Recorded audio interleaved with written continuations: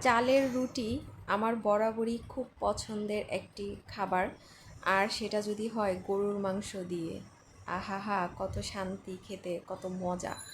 আর তা যদি হয় মায়ের হাতের চালের রুটি আর মাংস তরকারি, তাহলে তো কোনো কথাই নেই। আসলে আমরা যারা মায়ের হাতে রান্না এখনও খেতে পাই, আলহামদুলিল্লাহ বলা উচিত, তাই না?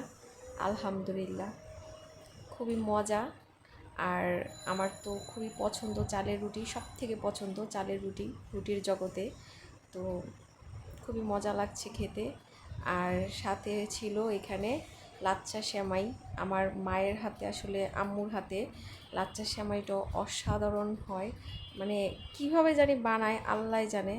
খুব সিম্পল, মানে কিছুই দেয় না, কিন্তু দুধের পরিমাণটা একটু ঘন করে দেয়, হয়তো বা এর জন্য মজা হতে পারে। আর বাদামটা একটু বেশি করে দেয়, কিশমিশ, খুবই মজা লাগে।